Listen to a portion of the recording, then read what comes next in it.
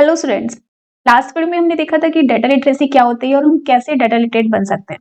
तो data literate बनने के लिए हमें सबसे पहले डेटा को कलेक्ट करना होता है, देन हम उसको एनालाइज करते हैं। बट एनालाइज करने से पहले हमें डेटा को प्रोसेस भी करना होता है।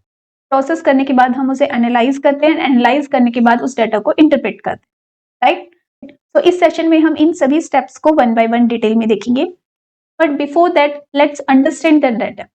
इफ यू सी, अगर हम नॉर्मल लाइफ में देखें, डाटा आपको कुछ न्यूमेरिक फॉर्म में मिलेगा, कुछ आपको टेक्सचुअल फॉर्म में मिलेगा। हमारा जो नाम है, एड्रेस है, ये टेक्सचुअल डाटा है। हमारी एज कितनी है, कितने मार्क्स आए हैं, ये सब न्यूमेरिक डाटा है। तो डाटा को दो कैटेगरीज में डिवाइड किया गया है, qualitative data and quantitative data. तो जो टेक्सचुअल डाटा होता है उसे हम क्वालिटेटिव डाटा कहते हैं, और जो न्यूमेरिक डाटा होता है उसे हम क्वांटिटेटिव डाटा कहते हैं। Now if you see in this table, अगर इस टेबल में हम देखें तो नेम के अंदर वर्ड्स यूज हुए हैं, this is textual data, this means that ये क्वालिटेटिव डाटा है, राइट। और मार्क्स के अंदर नंबर्स यूज हुए हैं तो ये क्वांटिटेटिव डाटा है। प्लेट भी क्वांटिटेटिव डाटा है। पेन्स के अंदर भी नंबर्स हैं, ये भी क्वांटिटेटिव डाटा है। एंड फोन नंबर, तो इसके अंदर भी नंबर्स है, तो इसका मतलब ये भी क्वांटिटेटिव डाटा है। बट नो, यहाँ पर जो फोन नंबर है वो क्वांटिटेटिव डाटा नहीं है, this is qualitative data, right. But मैंने अभी आपको बोला जो नंबर्स होते हैं वो क्वांटिटेटिव डाटा होता है। यस, नंबर्स क्वांटिटेटिव डाटा होता है, बट वो नंबर्स मेजरेबल होनी चाहिए, right. We can apply some statistics और mathematics on that numbers, only then that number could be quantitative data, right. Now अगर हम इन फोन नंबर्स की बात करें, क्या हम इन फोन नंबर्स का सम निकाल सकते हैं, एवरेज निकाल सकते हैं, अरेंज कर सकते हो असेंडिंग डिसेंडिंग ऑर्डर में? कोई फायदा नहीं है अरेंज करने का, राइट। तो दिस मीन्स दैट ये क्वांटिटेटिव डाटा नहीं है। तो क्वांटिटेटिव डाटा वो डाटा होता है जिसके ऊपर आप कुछ स्टैटिस्टिक्स अप्लाई कर पाओ, राइट, जिसको कैलकुलेट कर पाओ, कुछ एग्रीगेशन समेशन अप्लाई कर पाओ, राइट, वही डाटा क्वांटिटेटिव डाटा होता है। बाकी डाटा अगर वो नंबर्स भी हैं तब भी वो क्वालिटेटिव डाटा ही है, राइट। नाउ अगर हम क्वांटिटेटिव डाटा की बात करें तो ये भी फर्दर टू कैटेगरीज में डिवाइडेड है, कॉन्टिन्यूअस एंड डिस्क्रीट। अब कॉन्टिन्यूअस वो नंबर्स होते हैं जो जिनको मेजर करते हैं, जो एक रेंज में डिफाइन किए जा सकते हैं। अगर हम इस डाटा के अंदर बात करें तो जो वेट है इसको रेंज में आप डिवाइड कर सकते हो, राइट। बेसिकली ये वो नंबर्स होते हैं जो डेसिमल फॉर्म में होते हैं, राइट। अगर हम हाइट की बात करें, ये भी से 5 फीट 7 इंचेस इस तरीके से हाइट मेजर होती है। एंड वेट की बात करें 50 kg एंड 200 ग्राम, इस तरीके से वेट मेजर किया जाता है, राइट। टेम्परेचर भी आप देखोगे मोस्टली डेसिमल फॉर्म में ही होता है। यानी ऐसा डाटा जिसके लिए एक मेजरेबल यूनिट है, जिसको मेजर किया जाता है, वो आपका कॉन्टिन्यूअस डाटा है। एंड अगर डिस्क्रीट डाटा की बात करें तो ये होल डाटा होता है जिसको सिर्फ काउंट किया जा सकता है। जैसे कि आपकी क्लास में कितने बच्चे हैं, कितने लोगों को क्रिकेट पसंद है, तो काउंटेबल डाटा जो होता है उसको हम डिस्क्रीट डाटा कहते हैं, राइट। सो इस डाटा में देखें तो नंबर ऑफ पेन्स, तो यहाँ पर ये जो पेन्स है इनको काउंट किया जा सकता है कि कितने पेन्स खरीदे, इनको टोटल भी लेट्स से इस क्लास में टोटल 7 पेन्स डिस्ट्रीब्यूट हुए हैं, right. So this is a countable data. हम तो एवरेज वेट निकाल सकते हैं, राइट, बट काउंट नहीं किया जा सकता ये वेट, राइट। एंड मार्क्स की बात करें, मार्क्स भी काउंटेबल है, तो ये भी डिस्क्रीट डाटा है, बट मार्क्स को कॉन्टिन्यूअस और डिस्क्रीट दोनों में कंसिडर किया जाता है। अगर आप मार्क्स डेसिमल्स में यूज करो 45.2 45.5, राइट, इस तरीके से अगर मार्क्स यूज कर रहे हो सो उस केस में मार्क्स कॉन्टिन्यूअस डाटा बन जाएगा, राइट। तो कॉन्टिन्यूअस डाटा मेजरेबल होता है, डेसिमल फॉर्म में आपको ये मिलेगा, और डिस्क्रीट डाटा आपको होल नंबर्स में मिलेगा जिसको काउंट किया जा सकता है, right. Now let's see AI के डिफरेंट डोमेन्स में किस टाइप का डाटा यूज होता है। If we see the computer vision domain, तो इसमें सारा विजुअल डाटा यूज होता है। तो इसमें आप इमेज भी यूज कर सकते हो, वीडियोस भी यूज कर सकते हो। और एनएलपी डोमेन की बात करें तो इसमें टेक्सचुअल डाटा होता है। टेक्सचुअल डाटा में documents, PDF files and even audio files भी इंक्लूड होती हैं, right. And data science domain की बात करें तो उसमें न्यूमेरिक डाटा जो टेबल की फॉर्म में हो सकता है, एक्सेल की फॉर्म में हो सकता है, right. And now let's see the first stage to become data literate, that is data acquiring stage. Now we have understood the types of data. अब हमें डाटा कलेक्ट करना है। Now जब आप डाटा कलेक्ट करोगे, first you have to think data कहाँ से collect करोगे। तो we have different sources of data, जिसमें फर्स्ट है primary source of data. So primary data is first hand data, जहां पर आप डाटा खुद कलेक्ट करते हो। आप डाटा कलेक्ट करने के लिए सर्वे कर सकते हो, ऑब्जर्वेशन कर सकते हो, डायरेक्ट इंटरव्यू ले सकते हो, राइट। यानी इससे पहले ये डाटा कलेक्ट नहीं हुआ, आप खुद डाटा कलेक्ट कर रहे हो, clear. And secondary data is second hand data, which means data पहले से ही कलेक्टेड है, किसी और ने डाटा कलेक्ट किया हुआ है, आप उस डाटा को यूज कर रहे हो, राइट नाउ। ये सेकंड हैंड डाटा आपको आर्टिकल्स में मिल जाएगा, रिसर्च पेपर्स में मिल जाएगा, ऑनलाइन डाटा बेसेस अवेलेबल हैं, आप वहां से डाटा इकट्ठा कर सकते हो। तो if you see the online sources, आपको एक कैगल वेबसाइट है जो एक ऑनलाइन कम्युनिटी है डेटा साइंटिस्ट की, वहां से डिफरेंट डाटा सेट्स मिल जाएंगे, आप वहां से डाटा इकट्ठा कर सकते हो। गवर्नमेंट के डाटा पोर्टल्स अवेलेबल हैं, वहां से डाटा सेट्स इकट्ठा कर सकते हो। गूगल का भी अपना एक डाटा सेट सर्च इंजन है, वहां से डाटा सेट सर्च कर सकते हैं। एंड एक यूसीआई मशीन लर्निंग रेपोजिटरी है, UCI stands for university of California Irvine for machine learning repository. यहाँ पर भी डिफरेंट डाटा सेट्स अवेलेबल हैं, आप यहाँ से भी डाटा गैदर कर सकते हो, राइट। तो ये ऑलरेडी जो कलेक्टेड डाटा है उसके सोर्सेस हैं, आप यहाँ से भी डाटा ले सकते हो। Now next is automatic data collection, जहां पर आप डिफरेंट वेबसाइट से, वेब स्क्रैपिंग टूल्स की हेल्प से डाटा कलेक्ट करते हो। बट आपको ये ध्यान रखना है कि जिन भी वेबसाइट से आप डाटा स्क्रैप कर रहे हो वो वेब स्क्रैपिंग की परमिशन दे रही है या नहीं, राइट। ये आपको इंश्योर करना है, then only you can scrap the data using the different web scraping tools from different websites, right. तो ये सभी सोर्सेस हैं जहां से आप अपना डाटा इकट्ठा कर सकते हो। नाउ डाटा कलेक्शन में आपको कुछ टर्म्स का ध्यान रखना है। First is data discovery.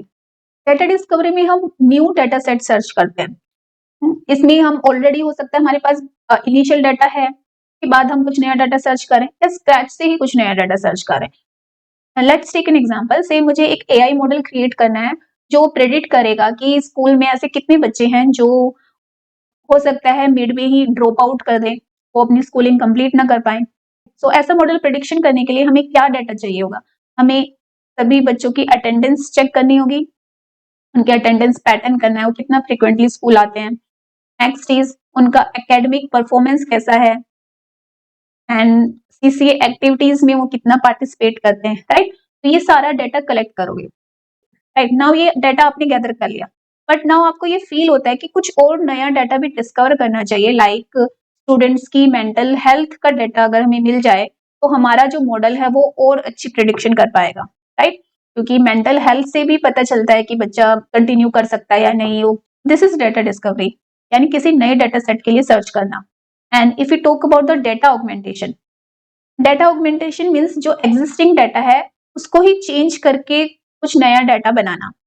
Now if you see in this example, हमारे पास अटेंडेंस है, एकेडमिक है, सीसी है, जब हम इस डाटा को देखते हैं तो हम देखते हैं कि जितने भी स्टूडेंट्स का हमने डाटा इकट्ठा किया है उसमें सभी बच्चों की जो अटेंडेंस है वो देखिए तो सभी बच्चे मोस्टली 4 to 5 डेज की ही एक मंथ में हॉलीडे लिए, यानी किसी ने 4 डेज की लिए, किसी ने 5 डेज की, तो देखा जाए सभी की अटेंडेंस सिमिलर सी है, राइट।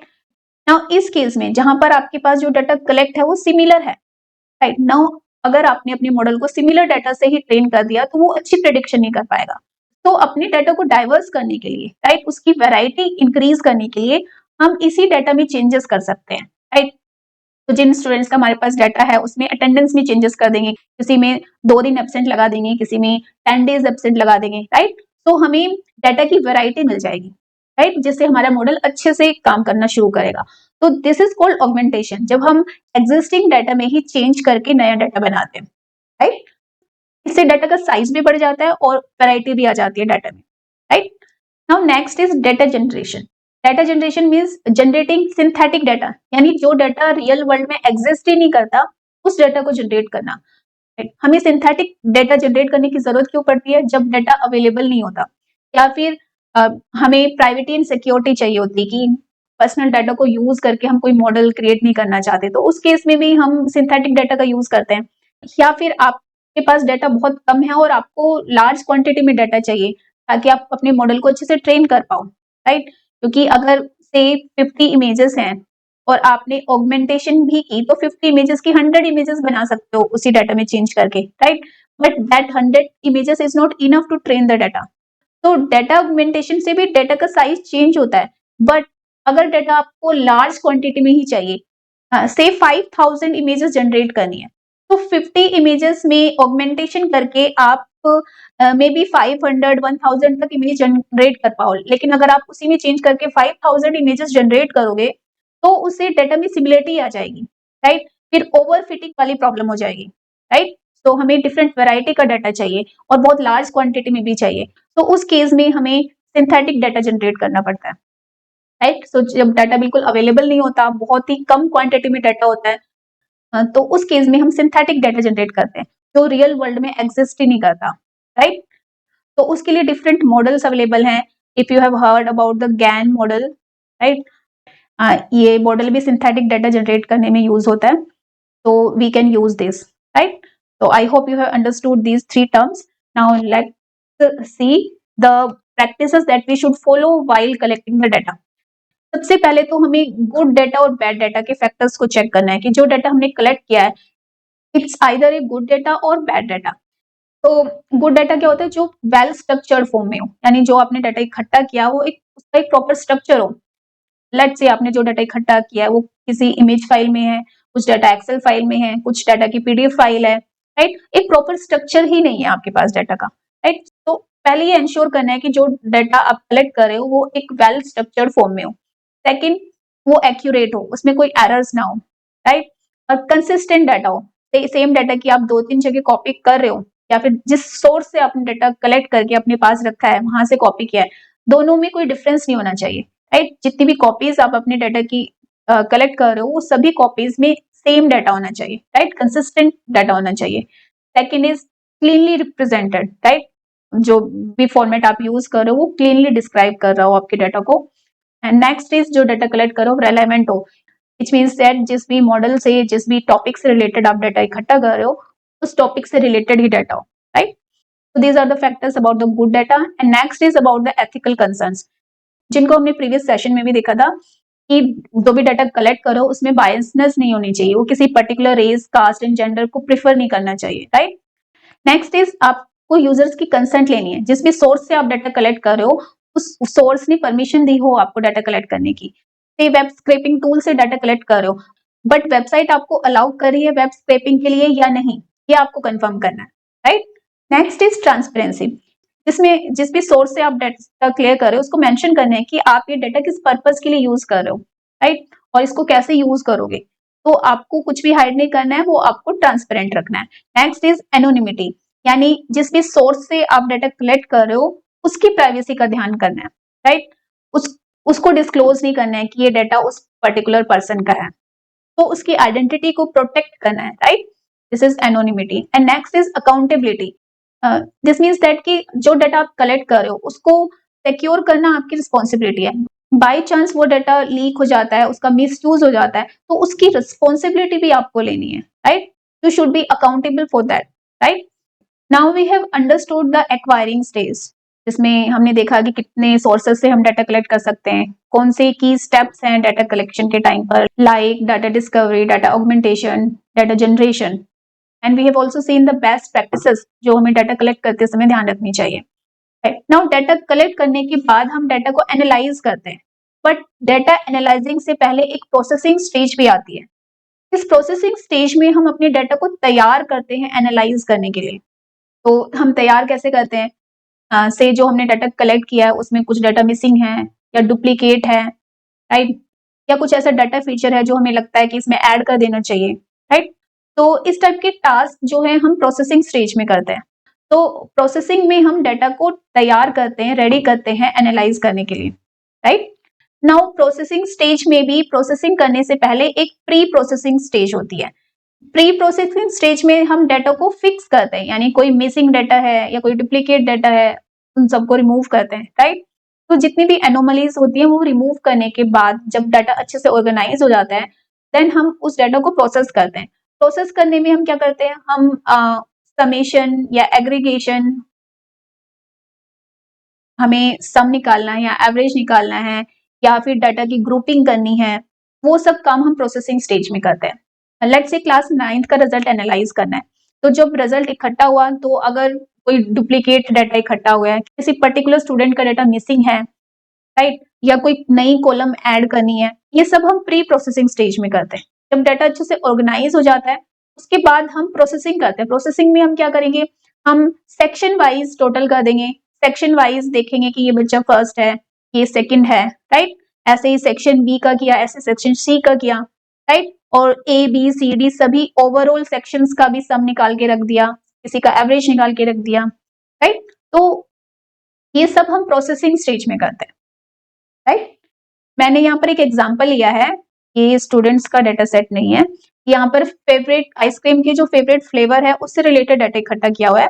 तो इसमें कस्टमर आईडी है, एज है, राइट, फेवरेट फ्लेवर है, अमाउंट कितना स्पेंड किया और किस डेट पर परचेज की। तो अगर देखें तो ये रो डाटा है। इफ यू सी यहाँ पर कुछ डाटा मिसिंग है, राइट, और यहाँ पर डेट्स के फॉर्मेट भी देखोगे, सभी डेट्स डिफरेंट फॉर्मेट में, राइट। सो ये हमारे पास रो डाटा है। अब इस रो डाटा की प्रोसेसिंग करेंगे तो उसके बाद हमारे पास क्या डाटा इकट्ठा होगा, let's see that. Now processing में सबसे पहले हमने डाटा को प्री प्रोसेस किया, यानी डाटा को क्लीन किया। क्लीन करने में हमने क्या किया, जो मिसिंग डाटा है उसको फिल किया, राइट। नाउ ये अमाउंट भी मिसिंग था, इसको फिल किया, और जो डेट था उसको सेम सिमिलर फॉर्मेट में कन्वर्ट किया, राइट। तो हमने डाटा को प्रोसेसिंग के लिए तैयार कर दिया, राइट। सो अगर हम प्रोसेसिंग स्टेज में देखें तो फर्स्ट फैक्टर आता है usability of data. This means that कि डाटा को हम यूज करने लायक बनाते हैं ताकि उसको एनालाइज किया जा सके, राइट। यूज करने लायक कब बनेगा, जब डाटा प्रॉपर फॉर्मेट में ऑर्गेनाइज होगा, यानी डाटा का स्ट्रक्चर, किस तरीके से आपने डाटा स्टोर किया है उस स्ट्रक्चर को चेक करना, राइट। अगर वो रिक्वायर्ड स्ट्रक्चर में नहीं है तो उसे रिक्वायर्ड स्ट्रक्चर में कन्वर्ट करना, ये हम प्री प्रोसेसिंग स्टेज में करते हैं। एंड डाटा को क्लीन करते हैं, अगर कोई मिसिंग डाटा है या कोई और एरर्स हैं उस डाटा के अंदर या कोई डुप्लीकेट डाटा है, ये इस टाइप का डाटा हम क्लीन कर देते हैं। एंड देन चेक करते हैं कि डाटा जो है वो एक्यूरेट है और कंसिस्टेंट है, यानी हमने यहाँ पर डाटा ऑर्गेनाइज किया बट जो हमारे पास डिफरेंट सोर्सेस से डाटा आया, कोई पीडीएफ फाइल में आया, कोई इमेज फाइल में आया, और वहां से हमने डाटा यहाँ इस टेबल में कलेक्ट कर लिया।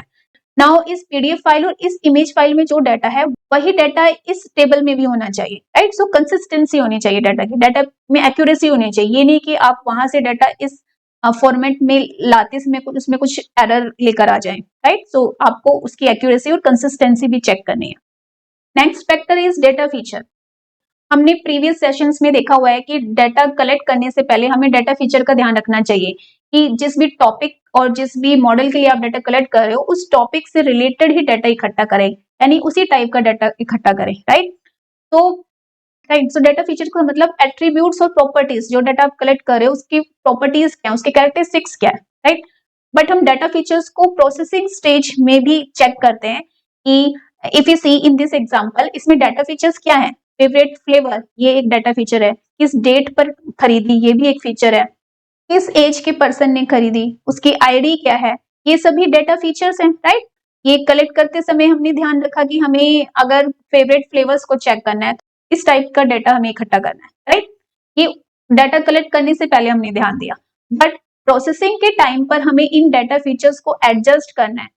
हमें चेक करना है कि जो फीचर्स हमारे पास कलेक्ट होके आए हैं इसमें से कोई फीचर ऐसा तो नहीं है जो इररेलेवेंट है, तो उसको रिमूव कर देना है। अगर आपको ऐसा लगता है कि कुछ नया फीचर ऐड करने की जरूरत है तो वो नया ऐड कर देना है। इफ यू सी इस एग्जांपल में ये जो एज ग्रुप है वो प्रीवियस स्लाइड में नहीं था, राइट। तो इस कॉलम को हमने नया ऐड किया है। हमें लगा कि एज को ग्रुप्स में डिस्ट्रीब्यूट कर देना चाहिए, तो हमने यंग एंड ओल्डर ये दो कैटेगरीज डिवाइड कर दी, तो हमने ये नया फीचर ऐड कर दिया, राइट। सो आपको ऐसा लगता है कि कुछ नया ऐड करना चाहिए फीचर, या एग्जिस्टिंग फीचर को मॉडिफाई करना है, या कोई फीचर रिमूव करना है, तो वो सब भी हम प्रोसेसिंग स्टेज में देखेंगे, right. And next is a splitting data. इसमें हमें बताना है कि इस डाटा के अंदर से कौन से जो डाटा फीचर्स हैं वो इंडिपेंडेंट है, कौन से डाटा फीचर्स डिपेंडेंट है। तो इफ यू सी जब हम अपने एआई मॉडल को ट्रेन करेंगे तो ट्रेनिंग के टाइम ही हमें बताना है कि इस डाटा के अंदर से कौन से डाटा फीचर्स हैं जो इंडिपेंडेंट हैं और कौन से डाटा फीचर्स हैं जो डिपेंडेंट है, क्योंकि इंडिपेंडेंट फीचर्स को इनपुट्स कंसीडर किया जाता है, यानी जब ये मॉडल प्रिडिक्ट करेगा इन इनपुट्स की वैल्यूज चेक करेगा और जो ये आउटपुट देगा वो डिपेंडेंट फीचर्स पे बेसिस होगा। If you take the example कि हम एआई मॉडल क्रिएट करें जो कि प्रेडिक्ट करेगा कि कितना अमाउंट स्पेंड होता है एक पर्टिकुलर फ्लेवर पे, राइट। तो इफ यू सी तो ये मॉडल प्रेडिक्ट करने वाला है अमाउंट कितना स्पेंड हुआ है, तो ये जो अमाउंट है ये किस पे डिपेंडेंट है, फ्लेवर पे, एज पे, राइट। तो ये जो एज और फ्लेवर है ये हो गए आपके इंडिपेंडेंट फीचर्स, राइट। बट जो अमाउंट प्रेडिक्ट होना है वो डिपेंड करेगा कि कौन से फ्लेवर पे पैसा खर्च किया गया है और कौन सी एज ग्रुप का पर्सन खर्च कर रहा है, राइट। तो ये दोनों डिपेंडेंट हो गए और ये इंडिपेंडेंट हो गए, राइट। तो ये इंडिपेंडेंट फीचर्स है क्योंकि इन पर ये अमाउंट डिपेंड करता है।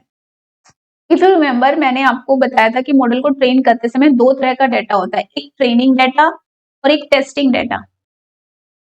तो आप वो भी इसके अंदर स्प्लिट कर सकते हो।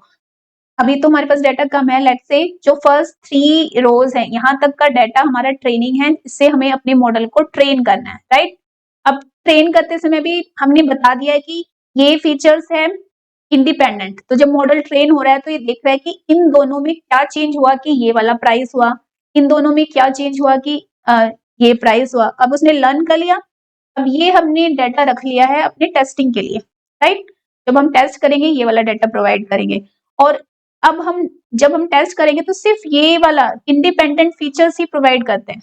नाउ टेस्ट करते समय मॉडल ये जो डिपेंडेंट फीचर है उनको वो खुद प्रेडिक्ट करता है, right. So we can say this is the output of our model or these are the input of the model, right? Right now हमने प्री प्रोसेसिंग स्टेज में जितनी भी डाटा में एनोमलीज थी उनको रिमूव कर दिया, डाटा को ऑर्गेनाइज कर दिया। नाउ प्रोसेसिंग स्टेज में हम डाटा में समेशन या एग्रीगेशंस निकालते हैं। ये हमने फ्लेवर वाइज चेक कर लिया टोटल कितना अमाउंट स्पेंड हुआ है, कितने कस्टमर्स उस फ्लेवर को खरीद रहे हैं, राइट। ये एग्रीगेशन हमने निकाल लिया, राइट। सो इस तरीके से प्रोसेसिंग स्टेज में हम डाटा को तैयार कर लेते हैं और एनालाइजिंग, क्लियर। सो हम कह सकते हैं कि डाटा प्रोसेसिंग में हम डाटा पर ऑपरेट करते हैं ताकि डाटा को एक मीनिंगफुल इंफॉर्मेशन में कन्वर्ट किया जा सके, राइट। तो डाटा प्रोसेसिंग हमें रॉ डाटा को अंडरस्टैंड करने में हेल्प करती है, क्लियर। नाउ नेक्स्ट इज, सो हमने डाटा कलेक्ट किया, डाटा कलेक्ट करने के बाद डाटा को प्रोसेस किया, राइट। उसमें से मिसिंग वैल्यूज रिमूव की, डुप्लीकेट वैल्यूज रिमूव की, कुछ फीचर्स को एडजस्ट किया, हमने समेशन भी कर लिया, एग्रीगेशन भी कर लिया, राइट। ये सब हमने प्रोसेसिंग स्टेज में कर लिया। नाउ हमारा डाटा बिल्कुल तैयार हो गया है एनालाइज करने के लिए। अब हम एनालाइज करते हैं। नाउ डिफरेंट टूल्स, स्टैटिस्टिक्स और विजुअलाइजेशन टेक्निक्स की हेल्प से हम डाटा को एनालाइज करते हैं। If you take the example of overall class result analysis, उसमें तो प्रोसेसिंग स्टेज में हमने डुप्लीकेट्स रिमूव किए, सेक्शन वाइज सारे डाटा को ग्रुप किया और सबके समेशन और एग्रीगेशंस निकाले, राइट। और हर क्लास में कौन सा बच्चा फर्स्ट आया, कौन सा सेकंड आया, ये सब हमने प्रोसेसिंग फेज में कर लिया। नाउ एनालाइज फेज में हम क्या करेंगे, जितने भी बच्चे फर्स्ट हैं सेक्शन वाइज उन सभी को कंपेयर करेंगे कि उन सभी जो फर्स्ट डिवीजन वाले बच्चे हैं कौन सा बच्चा है जो सभी बच्चों में सबसे ज्यादा मार्क्स हैं जिसके, right. That student would be considered as the topper of overall class, right. तो इस तरीके से एनालाइज फेज में हम डिफरेंट टेक्निक्स को यूज करके डाटा को एनालाइज करके उसमें से कुछ मीनिंगफुल इंसाइट्स निकालते हैं, राइट। नाउ मीनिंगफुल इंसाइट निकालने को हम इंटरप्रेटिंग डाटा कहते हैं। तो सेक्शन वाइज जो बच्चे फर्स्ट थे उनको हमने कंपेयर किया, वो एनालाइज है। और कंपेयर करने के बाद हमने क्या इंसाइट निकाली कि ये पर्टिकुलर बच्चा टॉपर है in all the sections, right. So that is interpreting data, right. तो टूल से हमने एनालाइज किया और जो इंसाइट्स हमें दिखाई दी वो हम अपने इंटरप्रेटिंग रिजल्ट में लिखेंगे। से this particular student is the topper in overall class 9, right. तो डाटा इंटरप्रिटेशन का मतलब है डाटा को एनालाइज करके जिस मीनिंगफुल डिसीजन पर आप पहुंचते हो, that is data interpretation, right. तो डाटा इंटरप्रिटेशन की हेल्प से हम डाटा के अंदर से इंसाइट्स निकालते हैं। It means making sense out of the data और it helps us to answer the critical questions, right. If you take the previous example, अगर वो आइसक्रीम फ्लेवर वाला एग्जांपल है, तो उस डाटा को एनालाइज करने के बाद we have found out that कि 40% पीपल हैं जिनको चॉकलेट पसंद है, 40% वैनिला पसंद है, 20% स्ट्रॉबेरी पसंद करते हैं। चॉकलेट सबसे फेवरेट है यंग में और यंग लोग सबसे ज्यादा स्पेंड करते हैं आइसक्रीम में, और स्ट्रॉबेरी जो ओल्डर है उसमें ज्यादा पॉपुलर है। तो ये जो सेंस हमने निकाला है डाटा में से, this is interpreting data, right. ये सेंस हमें तब मिला है जब हमने डाटा को एनालाइज किया। और डाटा को हम एनालाइज कब कर पाए, जब डाटा को हमने प्रोसेस कर लिया, डाटा को अच्छे से ऑर्गेनाइज कर लिया, उसमें से जब एनोमलीज रिमूव कर दी तब हम डाटा को एनालाइज कर पाए, राइट। नाउ इफ यू सी, अब तक हमने ये समझा कि हम डाटा को कलेक्ट करते हैं, उसके बाद उसे प्रोसेस करते हैं, यानी एनालाइज करने के लिए तैयार करते हैं, उसके बाद उसे एनालाइज करते हैं, एंड देन हम उसमें से कुछ यूजफुल इंफॉर्मेशन निकालते हैं, that is called interpretation, right. Now ये जो इंटरप्रिटेशन हम करते हैं, तो जिस डेटा को एनालाइज करके हम इंटरप्रिटेशन कर रहे हैं, वो डेटा क्वालिटेटिव भी हो सकता है और वो डेटा क्वांटिटेटिव भी हो सकता है। यानी इंटरप्रिटेशन दो तरह की हो सकती है, क्वालिटेटिव भी और क्वांटिटेटिव भी। एग्जाम्पल के लिए हमें स्टडी अवर्स को एनालाइज करना है कि बच्चे कितने घंटे पढ़ते हैं, राइट। तो ये कितने घंटे पढ़ते हैं, यानी हाउ मेनी आवर्स, तो ये किस टाइप का डेटा है, ये क्वांटिटेटिव टाइप का डेटा है। तो इसका मतलब हम क्वांटिटेटिव डेटा इंटरप्रिटेशन करेंगे, राइट। तो उसके लिए हमें क्वांटिटेटिव डेटा कलेक्ट करना पड़ेगा। तो हमें स्टडी आवर्स कलेक्ट करने के लिए क्या कर सकते हैं, डायरेक्टली क्वेश्चंस पूछ सकते हैं, इंटरव्यू ले सकते हो, एक पोल कंडक्ट करा सकते हो, जिसमें सब लोग मेंशन करेंगे वो कितने घंटे पढ़ते हैं। ऑब्जर्व कर सकते हो, देख सकते हो जाकर कि कितने घंटे पढ़ रहे हैं, राइट। लॉन्गिट्यूडल स्टडीज होती हैं जो एक लंबे टाइम तक सेम डाटा पे स्टडी ऑलरेडी की गई होती है, जैसे 4-5 सालों तक स्टडी की गई है कि कितने घंटे पढ़ रहे हैं। तो अभी स्टडी अवर्स में तो अप्लाई नहीं होगा, बट आप जिस भी पर्पज के लिए डाटा इकट्ठा कर रहे हो सकता है उस टॉपिक के लिए ऑलरेडी एक स्टडी कंडक्ट की गई हो, तो आप वहां से डाटा ले सकते हो, राइट। सर्वे के थ्रू भी हम क्वांटिटेटिव डाटा को इकट्ठा कर सकते हैं, राइट। सो ये क्वांटिटेटिव डाटा कलेक्शन मेथड्स है, इनके थ्रू हम क्वांटिटेटिव टाइप का डाटा इकट्ठा कर सकते हैं। नाउ हमने डाटा इकट्ठा कर लिया, और ऑब्वियस है डाटा इकट्ठा करने के बाद उसकी प्रोसेसिंग भी होती है, और प्रोसेसिंग करने के बाद हम इस डाटा को एनालाइज करते हैं। अब क्वांटिटेटिव डाटा एनालाइज कैसे किया जा सकता है, इफ यू सी हम उसकी प्रोसेसिंग करते हैं तो हम क्या करेंगे, सबसे पहले first is relate measurement scales with variables. इसका मतलब क्या है, वेरिएबल्स है यहाँ पर डेटा फीचर्स, राइट, जो एट्रीब्यूट्स हैं डाटा के। 4 टाइप्स के मेजरमेंट स्केल्स होते हैं, nominal, ordinal, interval, ratio, right. तो जो भी डेटा फीचर्स है, यानी जो कॉलम्स हैं आपके डाटा की, उस कॉलम में कौन सा डाटा है जो नॉमिनल टाइप का है, कौन सा डाटा है ऑर्डिनल टाइप का है, किस डाटा को इंटरवल में आप देख सकते हो, राइट। क्योंकि जिस टाइप का डाटा होगा उस पे उस टाइप की स्टैटिस्टिक्स अप्लाई हो सकती है, राइट। तो आपको रिलेट करना है डाटा फीचर्स को, वो कौन से मेजरमेंट स्केल से रिलेट करते हैं, राइट। तो हम स्टडी आवर्स की बात करें तो नॉमिनल वो होता है जो जिनको ग्रुप किया जा सकता है, यानी जिनको आप अरेंज नहीं कर सकते, यानी जिनका कोई स्पेसिफिक ऑर्डर नहीं होता है। अगर हम स्टडी आवर्स की बात करें, यानी बच्चे बहुत कम पढ़ते हैं तो वो लो कैटेगरी में हो सकते हैं। जिन बच्चों का एवरेज स्टडी टाइम है वो मीडियम स्टडी करते हैं, राइट। तो बच्चे बहुत लॉन्ग आवर्स तक पढ़ते हैं वो हाई स्टडी है, राइट। तो इस टाइप की ग्रुपिंग कर सकते हो। Now we can say these are the nominal values, right. Like male female, right. अब मेल और फीमेल को आप ऑर्डर में यूज नहीं कर सकते, इनकी ग्रुपिंग हो सकती है, एक मेल कैटेगरी एक female category, right. So these are the nominal values. Ordinal values वो होती है जिनको अरेंज कर सकते हो in some order, right. And interval values जिनके बीच में कुछ फिक्स्ड इंटरवल होता है, जैसे कि टेम्परेचर, राइट, राइट। सो दो वैल्यूज के बीच में कुछ स्पेसिफिक डिफरेंस है और उसका कुछ मीनिंग है, clear.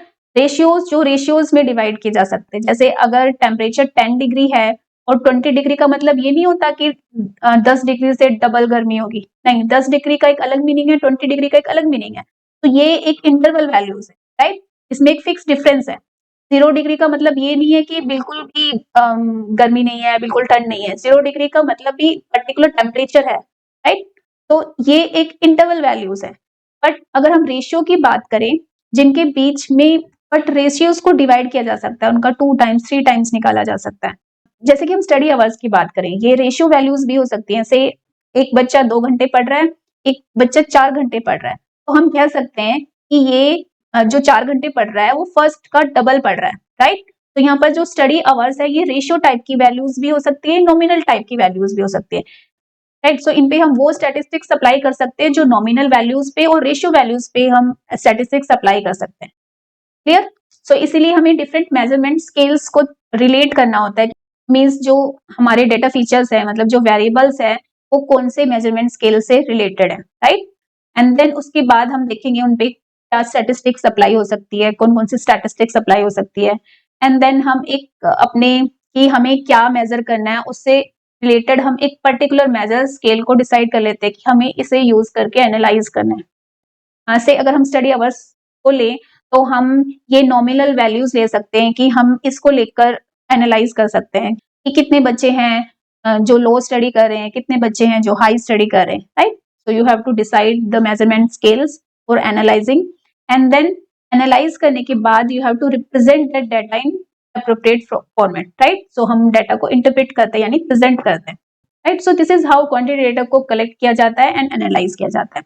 And if you talk about the qualitative data, अगर हम स्टडी आवर्स वाला एग्जांपल लें तो ये एक क्वांटिटेटिव डाटा है।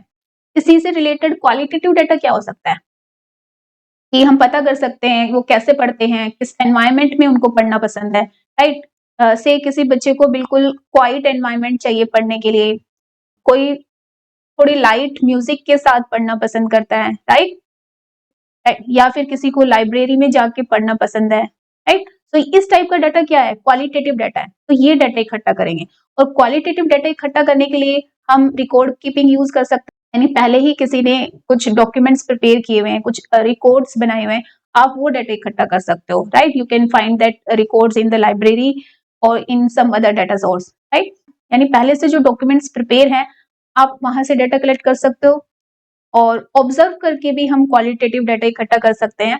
आप क्वालिटेटिव डाटा में लोगों के बिहेवियर और इमोशंस को ऑब्जर्व कर सकते हो, राइट। से किसी रेस्टोरेंट ने कोई नई रेसिपी रिलीज किया है तो वो कस्टमर्स के एक्सप्रेशन देखकर कि उनको खाने के बाद उनका फेस कैसा था, उन्होंने किस तरह का बिहेवियर किया, उससे एनालाइज किया जा सकता है कि उन्हें फूड कितना पसंद आया, राइट।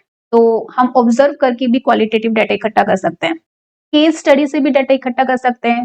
फोकस ग्रुप यानी डिस्कशन ग्रुप से भी डाटा इकट्ठा कर सकते हो। लॉन्गिट्यूडनल स्टडीज, राइट, उनसे भी आप क्वालिटेटिव डाटा इकट्ठा कर सकते हैं। डायरेक्टली 1-to-1 इंटरव्यू करके भी आप डाटा कलेक्ट कर सकते हो qualitative, right. Now if you see qualitative data को एनालाइज करने के 5 स्टेप्स दिए हुए हैं, यानी पहले तो डाटा कलेक्ट करते हैं, सेकंड हम डाटा ऑर्गेनाइज करते हैं and then set a code to the data collected. Set a code का मतलब या जो आपने डाटा इकट्ठा किया है यानी क्वालिटेटिव टेक्सचुअल फॉर्म में जो डाटा इकट्ठा किया है उसको लेबल्स दे सकते हैं, क्योंकि हम उनका एवरेज सम उस पर स्टैटिस्टिक्स तो अप्लाई नहीं कर सकते, बट आप उसको लेबल्स दे सकते हो, उनको कैटेगरीज में डिवाइड कर सकते हैं, राइट। जैसे स्टडी से रिलेटेड डाटा है तो हम ग्रुप कर सकते हैं कि क्वाइट एनवायरनमेंट में पढ़ने वाले कितने बच्चे हैं, लाइट म्यूजिक के साथ पढ़ने वाले कितने बच्चे हैं, लाइब्रेरी में जाकर कितने पढ़ने वाले बच्चे हैं। तो ये डिफरेंट ग्रुपिंग्स हो गई, राइट। राइट, सो हम यहाँ पर ये लेबल सेट कर सकते हैं डाटा से रिलेटेड एंड देन फिर उस डाटा को एनालाइज करेंगे। एनालाइज करने के बाद जो भी आपको फाइंडिंग्स होगी उसको रिपोर्ट्स में कन्वर्ट करोगे, उसको प्रेजेंट करोगे। क्लियर? हाँ, इफ यू सी आपके एग्जाम में दोनों में डिफरेंस पूछने को आ सकता है कि क्वालिटेटिव और क्वांटिटेटिव डाटा में डिफरेंस क्या है। I think you have understood. Qualitative data हमारे इमोशंस और हमारी फीलिंग्स को डिस्क्राइब करता है, राइट। आप किसी पर्टिकुलर प्रोडक्ट के बारे में क्या सोचते हो, आपको यूज करने के बाद वो आपको अच्छा लगा कि उसकी क्वालिटी कैसी है, हाई क्वालिटी है या बैड है, राइट। तो ये जो आपकी फीलिंग्स हैं, राइट, आपके एक्सप्रेशंस हैं, ये क्वालिटेटिव डाटा है। और क्वांटिटेटिव डाटा नंबर्स के फॉर्म में होता है। तो एक पर्टिकुलर पोस्ट पर कितने लाइक आए हैं वो क्वांटिटेटिव डाटा है। किसी प्रोडक्ट पर कितनी स्टार्स मिले हैं, राइट, कितनी स्टार रेटिंग है उस प्रोडक्ट की, 5 स्टार रेटिंग है, 4 स्टार रेटिंग है, तो ये क्या है, ये नंबर वाला डाटा है, राइट। ये क्वांटिटेटिव डाटा है, राइट। सो क्वालिटेटिव डाटा कैटेगरी वाइज होते हैं, यानी क्वालिटेटिव डाटा को आप कैटेगरीज में डिवाइड कर सकते हो। जैसे हमने प्रीवियस एग्जांपल में देखा, अगर स्टडी से रिलेटेड क्वालिटेटिव डाटा इकट्ठा किया है तो आप डिफरेंट कैटेगरीज में डिवाइड कर सकते हो कि क्वाइट एनवायरनमेंट में पढ़ने वाले बच्चे, लाइब्रेरी में पढ़ने वाले बच्चे, राइट, और म्यूजिक के साथ पढ़ने वाले बच्चे। तो ये 3 डिफरेंट कैटेगरीज डिवाइड कर दी हमने, राइट। तो क्वालिटेटिव डाटा को कैटेगरीज में डिवाइड कर सकते हैं एंड क्वांटिटेटिव डाटा में हम नंबर्स यूज करते हैं कि आपने 5 घंटे पढ़ाई की है, 4 घंटे या 2 घंटे। क्लियर? तो क्वालिटेटिव डाटा की हेल्प से हम फीलिंग्स और इमोशंस के अंदर क्या इंसाइट्स छुपी हुई है वो फाइंड आउट कर सकते हैं, राइट। तो हाउ एंड व्हाई टाइप के क्वेश्चंस के आंसर्स हम क्वालिटेटिव डाटा को इंटरप्रेट करके दे सकते हैं एंड क्वांटिटेटिव डाटा में कब, कैसे, कितनी बार, राइट, हाउ ऑफन, इस टाइप के जो आंसर्स हैं वो इंटरप्रेट करते हैं, राइट। और वी नो द मेथड्स की इंटरव्यूज, फोकस ग्रुप्स, इन सब के थ्रू हम क्वालिटेटिव डाटा को इंटरप्रेट करते हैं, और असेसमेंट, टेस्ट और पोल्स और सर्वेज के थ्रू हम क्वांटिटेटिव डाटा को इंटरप्रेट करते हैं, right. Now types of data interpretation. Now you might have got confused कि हमने अभी पिछली स्लाइड्स में तो टाइप्स ऑफ इंटरप्रिटेशन देखे थे, दो तरह के होते हैं, क्वांटिटेटिव एंड क्वालिटेटिव। बट हमने वो देखा था कि हम कैसे क्वांटिटेटिव एंड क्वालिटेटिव डाटा को कलेक्ट करते हैं, उसे एनालाइज करते हैं एंड देन उसको इंटरप्रेट करते हैं, राइट। जब हम इंटरप्रेट करते हैं तो इंटरप्रिटेशन का मतलब है आपने जो भी डाटा एनालाइज किया है, चाहे क्वालिटेटिव डाटा एनालाइज किया है, चाहे क्वांटिटेटिव डाटा एनालाइज किया है, उसमें से जो इनसाइट्स निकली हैं, अब वो इनसाइट्स इंटरप्रिटेशन है, राइट ना। वो जो इंटरप्रिटेशन है, अब उस इंटरप्रिटेशन को कैसे प्रेजेंट करोगे, उसे टेक्सचुअल फॉर्म में प्रेजेंट करोगे, टेबुलर फॉर्म में प्रेजेंट करोगे, या फिर ग्राफिकल फॉर्म में रिप्रेजेंट करोगे। This is here the types of data interpretation. यानी एनालाइज करने के बाद जो यूजफुल इंफॉर्मेशन हमें मिली है, उस यूजफुल इंफॉर्मेशन को कैसे इंटरप्रेट करना है, कैसे प्रेजेंट करना है, राइट। तो हम तीन तरीके से करते हैं, टेक्सचुअल, टेबुलर एंड ग्राफिकल। अगर हम दोनों एग्जांपल लें, से हमारे पास क्वांटिटेटिव डाटा है, तो क्वांटिटेटिव डाटा में हम स्टडी अवर्स ही लेते हैं। तो हमारे पास न्यूमेरिकल फॉर्म का डाटा है, उसे एनालाइज किया हमने और हमने इंटरप्रेट किया, उसमें से क्या इंफॉर्मेशन निकाली, हमने इंफॉर्मेशन निकाली से कि सबसे जो कम पढ़ने वाले बच्चे हैं, जो सिर्फ 1 घंटा ही पढ़ते हैं, राइट, वो सिर्फ 2 बच्चे हैं, या जो सबसे ज्यादा पढ़ने वाले हैं, 4 घंटे पढ़ने वाले हैं, वो 1 बच्चा है, राइट। और जो नॉर्मली 2 घंटे पढ़ते हैं, वो 5 बच्चे हैं, राइट। मान लिया हमने ये इंटरप्रिटेशन निकाली। अब इस इंटरप्रिटेशन को आप टेक्सचुअल फॉर्म में रिप्रेजेंट करोगे, यानी एक शॉर्ट पैराग्राफ में इस इंटरप्रिटेशन को लिखोगे, या फिर इस इंटरप्रिटेशन को एक टेबुलर फॉर्म में रिप्रेजेंट करोगे, जिसमें आप मेंशन कर सकते हो लो, मीडियम या हाई स्टडी आवर्स वाले कितने बच्चे हैं, राइट। वो आप डिसाइड कर सकते हो किस टेबल फॉर्मेट में आपको रिप्रेजेंट करना है, या फिर आप ग्राफ्स यूज करके इस इंफॉर्मेशन को डिस्प्ले करना चाहते हो, क्लियर। और इसी तरीके से अगर आपके पास क्वालिटेटिव डाटा है, तो यहाँ पर क्वालिटेटिव डाटा क्या हो सकता है, स्टडी से रिलेटेड, कि किस टाइप के एनवायरनमेंट में उन्हें पढ़ना पसंद है, राइट, किस म्यूजिक के साथ पढ़ना पसंद है, कोई डिस्ट्रैक्शन होती है तो वो पढ़ पाते हैं, नहीं पढ़ पाते, राइट। तो इस टाइप के डाटा को एनालाइज किया और से हमने इंटरप्रिटेशन निकाली, से हमने इंफॉर्मेशन निकाली कि जो 50% बच्चे हैं वो डिस्ट्रैक्ट होते हैं नॉइज से, राइट, और से 20% बच्चे म्यूजिक से डिस्ट्रैक्ट हो जाते हैं, राइट, और से 30% बच्चे होम एनवायरनमेंट में डिस्ट्रैक्शन फील करते हैं, राइट। इस टाइप की से इंटरप्रिटेशन निकाली। और से एनवायरनमेंट से रिलेटेड किसी को लाइब्रेरी में जाके पढ़ना पसंद है, और कुछ बच्चे म्यूजिक के साथ पढ़ना पसंद करते हैं, और से कुछ बच्चों को बिल्कुल साइलेंस चाहिए, राइट। राइट नाउ ये क्वालिटेटिव टाइप की जो इंटरप्रिटेशन है, ये कैसे प्रेजेंट करोगे, using the textual interpretation, using the tabular representation और यूजिंग द ग्राफिकल। ये सारी इंटरप्रिटेशन हम एक शॉर्ट पैराग्राफ में टेक्सचुअल फॉर्म में रिप्रेजेंट कर सकते हैं, बता सकते हैं कि most students like silence environment while studying, और some students like to study in library, और some students feels distraction in home environment, right। तो इस टाइप की इंस्ट्रक्शन हम टेक्सचुअल फॉर्म में एक शॉर्ट पैराग्राफ में मेंशन कर सकते हैं। और इसी इंटरप्रिटेशन को अगर टेबुलर फॉर्म में आपको प्रेजेंट करना हो, टेबुलर फॉर्म में इंटरप्रिटेशन देनी हो, तो आप एक टेबल बना सकते हो, उसमें मेंशन कर सकते हो, जैसे एक कॉलम में हमने एनवायरनमेंट मेंशन कर दिया, किसी को क्वाइट एनवायरनमेंट में पढ़ना पसंद है, किसी को म्यूजिक के साथ पढ़ना पसंद है, किसी को लाइब्रेरी में जाकर पढ़ना पसंद है, राइट। और यहाँ डिस्ट्रैक्शन भी मेंशन कर सकते हो कि किस किस से डिस्ट्रैक्शन फील होती है बच्चों को, राइट। तो इस टाइप से आप टेबुलर फॉर्म में इस इंटरप्रिटेशन को रिप्रेजेंट कर सकते हो। And in the same way graphical form में बार ग्राफ या लाइन ग्राफ, इन सब के थ्रू डाटा को रिप्रेजेंट कर सकते हो, राइट। तो these are the 3 types of data interpretation. And if you see, अगर हमें ग्राफिकल फॉर्म में रिप्रेजेंट करना हो, तो आपकी बुक में अभी 3 ग्राफ्स मेंशन है, तो आप सबको इन ग्राफ्स की नॉलेज होनी चाहिए कि बार ग्राफ, लाइन ग्राफ और पाई चार्ट्स का क्या मीनिंग है। तो if you see, bar graph हम तब यूज करते हैं जब हमें कैटेगरी वाइज रिप्रेजेंट करनी हो इन्फॉर्मेशन। नाउ अगर हम बार ग्राफ की बात करें, बार ग्राफ में डाटा को कैटेगरी वाइज रिप्रेजेंट करना होता है, राइट। तो हम यहाँ पर पहले कैटेगरीज देखते हैं। तो इस ग्राफ में मैथ्स के मार्क्स को शो किया गया है, राइट। तो मैथ्स के मार्क्स में क्या कैटेगरी हो सकती है, तो यहाँ पर तो मार्क्स है, तो यहाँ पर कैटेगरीज क्या होगी, जो मार्क्स है इनकी कैटेगरीज बना दी गई है कि से बच्चों के 50 में से मार्क्स है तो परफेक्ट 50 का एक कैटेगरी बना दी गई, फिर 45 से 50 की एक कैटेगरी बना दी गई, फिर 40 से 45 की एक कैटेगरी बना दी गई, राइट। ऐसे ही 30 से 39 की एक कैटेगरी बना दी गई। तो अब इस कैटेगरी में कितने बच्चे हैं, 45 से 50 तक की कैटेगरी में कितने बच्चे के मार्क्स आए हैं, राइट। सो कैटेगरी वाइज हम बार ग्राफ में डाटा प्रेजेंट करते हैं, राइट। और स्टडी आवर्स को अगर हमें रिप्रेजेंट करना हो तो इसमें कैटेगरी क्या हो सकती है, इसमें स्टूडेंट्स हो सकते हैं कि ए स्टूडेंट इतने घंटे पढ़ता है, बी स्टूडेंट इतने घंटे पढ़ता है, सी इतने पढ़ता है, right. Now if you talk about the line graphs, now line chart के थ्रू एक over a period of time हम डाटा रिप्रेजेंट करते हैं, राइट। सो इसमें भी जैसे कैटेगरी वाइज थे 50 के इतने स्टूडेंट्स आए, 45 से 45 के बीच में इतने स्टूडेंट्स आए, राइट। नाउ इन सभी डॉट्स को कनेक्ट कर दिया गया। नाउ इन डॉट्स को कनेक्ट करने के बाद हम इस लाइन के थ्रू हम चेक कर सकते हैं कि क्या चेंज आया है। अगर इस लाइन चार्ट को ध्यान से देखें तो इसमें आप देखोगे कि जैसे जैसे मार्क्स कम होते जा रहे हैं वैसे वैसे हमारी लाइन डाउन होते जा रही है, यानी कम मार्क्स आने वाले बच्चे बहुत कम हैं और जो 40 से 45 वाले बच्चे बहुत ज्यादा हैं, राइट। सो लाइन चार्ट के थ्रू हम एक पर्टिकुलर टाइम पीरियड में कितना चेंज हुआ है डाटा के अंदर वो शो होता है, राइट।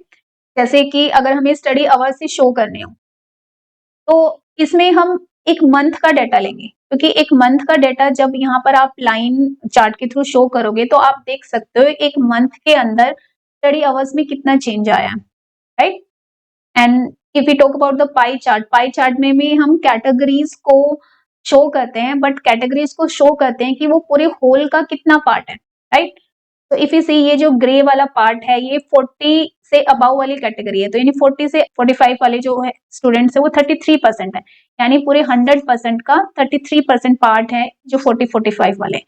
यानी इस पाई चार्ट में भी हम कैटेगरीज को शो करते हैं, बट कैटेगरीज को दिखाते हैं कि वो पूरे होल का कितना पार्ट है, कितना परसेंट है, right? So these are the three graphs that are mentioned in your course. Now we have covered session 2. Now we will cover the session 3 in our next video. That's it for today. Like and subscribe the channel. I'll see you in the next video.